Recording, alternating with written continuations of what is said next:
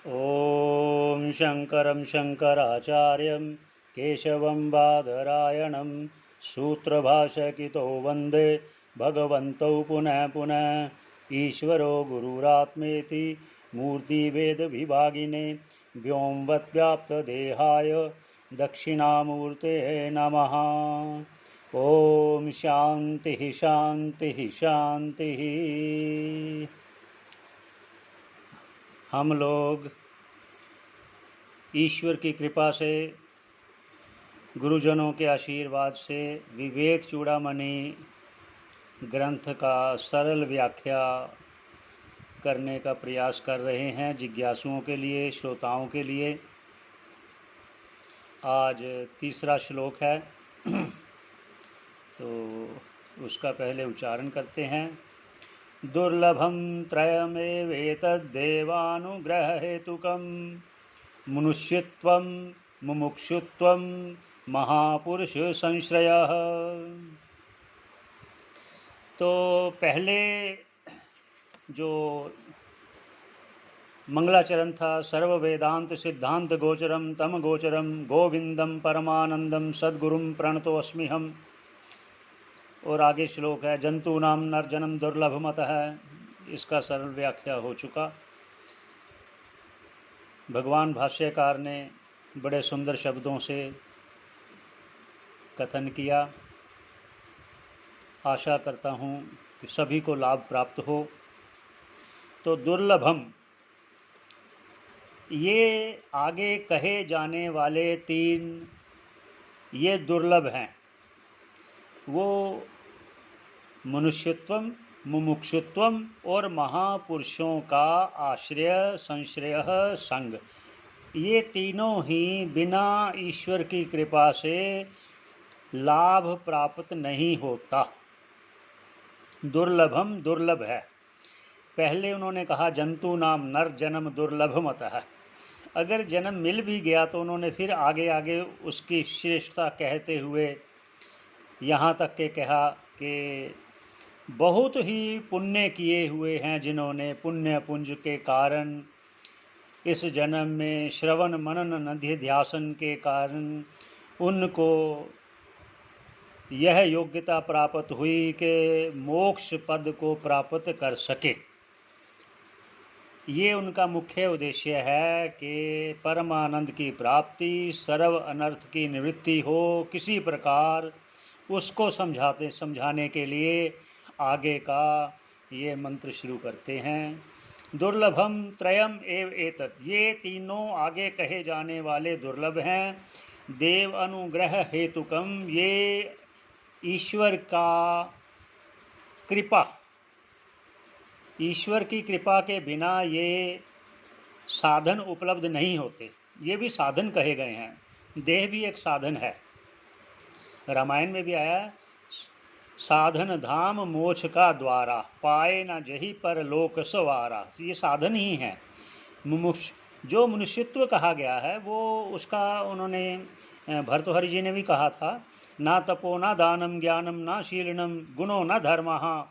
जो ऐसे मनुष्य लोग तप दान यज्ञ आदि में रुचि नहीं रखते उनको मनुष्य नहीं कहते। इसलिए उन्होंने कहा मनुष्यत्वम। वो मनुष्य अगर ये नहीं धर्म में रुचि रखता, ईश्वर प्राप्ति में रुचि नहीं रखता, अनात्म पदार्थों में ही लगा रहता है, उनके लिए उन्होंने कहा है ते मर्त्यलोके भुवि भारभूता मनुष्य रूपेण मृगश्चरन्ति। मृग की भांति वो घूम रहे हैं। तो आगे कहा दूसरा मुमुक्षुत्वम, जिसको तीव्र मोक्ष की इच्छा है वही मोक्ष का अधिकारी है। तीसरा कहा महापुरुष संश्रयः, शास्त्रों में कहा सताम संगो ही भेषजम, सज्जन क्या संग एक औषधि है भव सागर से पार होने के लिए। और फिर पुनः कहते ये तीनों चीज़ें ईश्वर की कृपा के बिना नहीं। ईश्वर अनुग्रह, ईश्वर तीन कार्य सभी के लिए करते हैं। कौन कौन से कार्य हैं ईश्वर के? एक अनुग्रह है और उसके बाद दूसरा है निग्रह। ये 2 कार्य हैं जो मुख्य रूप से उनका उद्देश्य है। तीसरे जो हैं 3 कार्य, जो 5 कार्य हैं मुख्य रूप से, एक स्थिति, उत्पत्ति, स्थिति और लय, ये सभी जानते हैं।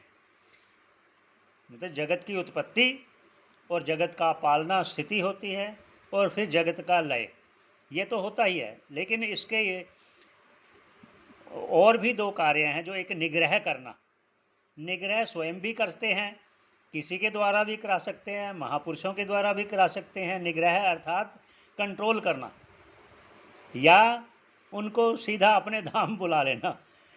जैसे भगवान कृष्ण जी ने कंस को अपने हाथों से उसका कल्याण किया, और किसी को परस्पर, जैसे प्रभात क्षेत्र में हुआ, आप सब जानते हैं, इसलिए इसको ज़्यादा लंबा ना व्याख्या करते हुए, ये 3 बहुत ही दुर्लभ हैं।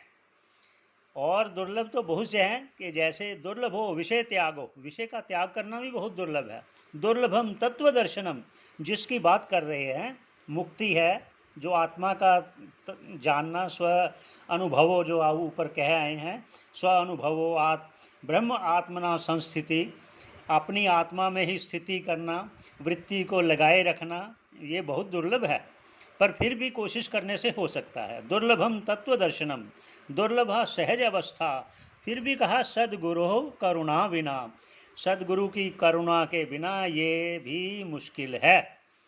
इसलिए दुर्लभम त्रयम एव एतद् देवानुग्रह हेतुकम मनुष्यत्वम मुमुक्षुत्वम महापुरुष संश्रयः। इसलिए आज यहीं पर इसको विश्राम देते हैं। तो एक एक श्लोक कर इसलिए ले रहे हैं कि बहुत लंबी वीडियो होने के कारण कुछ लोग वो नहीं देख पाएंगे। रुचि को बढ़ाते बढ़ाते कुछ उनका भी मन होगा, तो यहीं पर विश्राम देते हैं ईश्वर की कृपा से। ओम पूर्णमदः पूर्णमिदं पूर्णात् पूर्णमुदच्यते पूर्णस्य पूर्णमादाय पूर्णमेवावशिष्यते। ओम शांति शांति शांति।